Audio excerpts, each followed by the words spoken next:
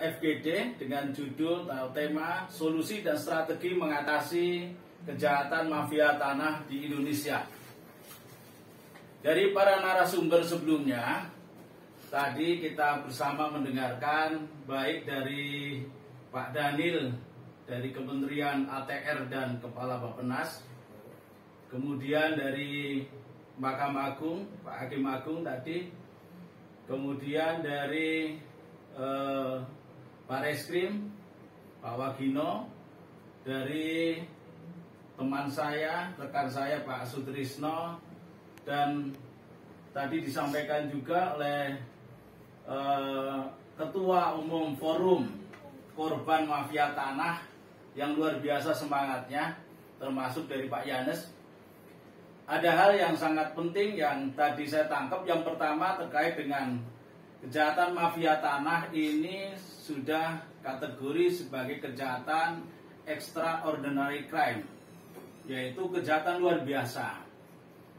Karena dampaknya sangat luar biasa bagi kehidupan, terutama para korban mafia tanah ini. Bisa sampai anak cucunya akan kehilangan tanahnya. Sehingga hal yang demikian ini sangat layak sekali menjadi perhatian kita semua. Makanya ini disebut sebagai kejahatan yang luar biasa. Berbicara tentang kejahatan atau tindak pidana, maka kita akan menyampaikan ada 4 hal dalam FGD ini. Pertama adalah pelaku, kemudian modus operandi, yang ketiga penyebab, yang keempat adalah solusinya. Terkait dengan pelaku, dalam kejahatan mafia tanah ini bisa orang atau sekelompok orang, yang kedua badan hukum atau korporasi. Kita sering melihat beberapa kasus yang terjadi. Saya contohkan ada kasus di Jakarta Barat.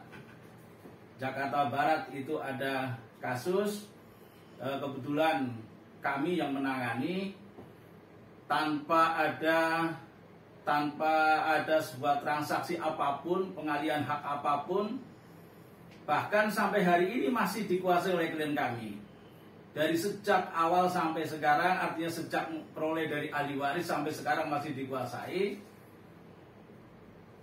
Tapi tiba-tiba itu ada pihak perusahaan yang mengklaim bahwa itu masuk dalam sertifikat global. Jadi ini jelas adanya suatu permainan beberapa pihak. Tapi yang jelas ini adalah pelakunya adalah korporasi atau badan hukum. Kemudian ada kasus lagi, saya contohkan yang pelakunya kurang, adalah kasus di Jakarta Selatan, di Kuningan ke Sudirman, di mana pemiliknya tidak tahu sama sekali, lama tidak ngurus tanah tersebut, tiba-tiba ada bangunan yang sudah berdiri di atas tanah tersebut. Nah, di sini ini adalah, saya yakin adalah pemilik, kebetulan ada bangunan yang berdiri, ini adalah perorangan atau orang. Kemudian bagi sekalian, saya sampaikan untuk modus operandinya itu apa saja, atau cara-cara yang dilakukan itu apa saja. Yang pertama yaitu tentang penguasaan tanah secara melawan hukum. Jadi penguasaan tanah secara melawan hukum. Jadi dia tidak punya hak sama sekali, tiba-tiba menguasai tanah.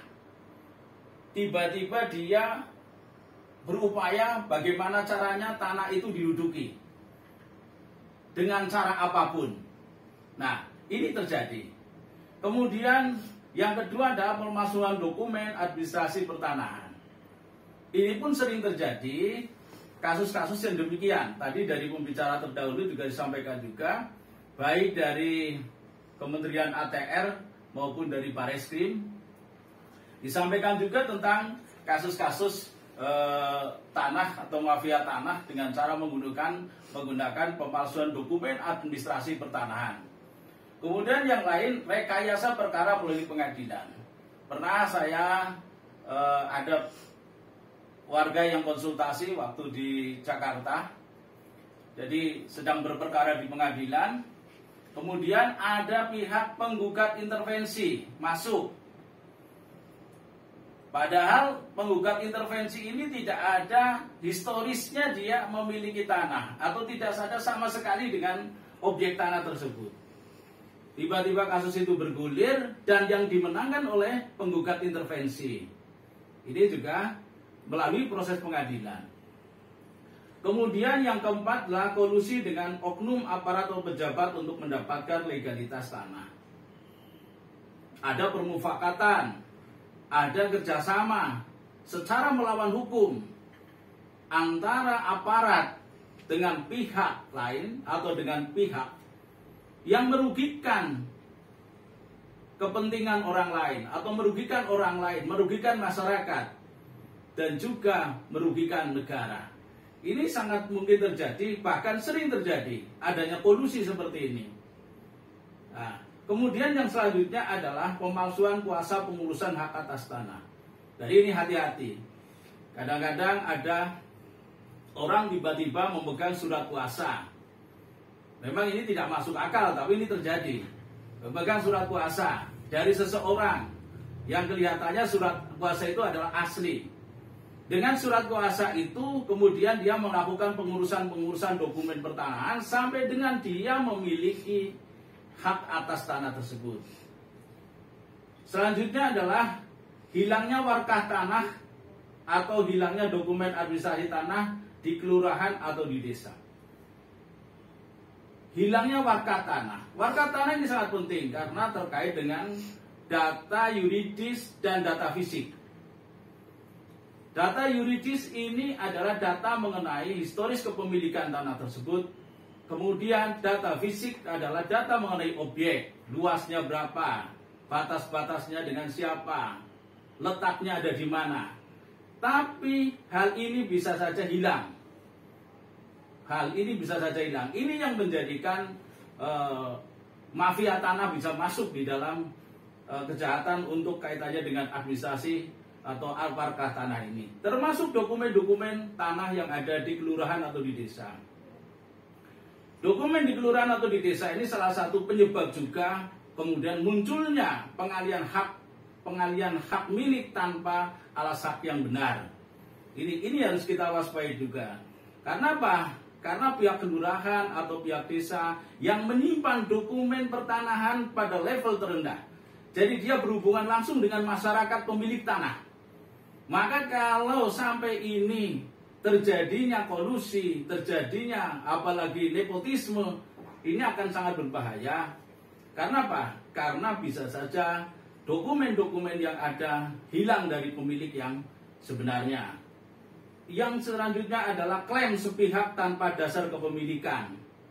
Ini tadi yang saya ceritakan di depan, bahwa dalam kasus tersebut kami sudah bertemu beberapa pihak melalui kelurahan.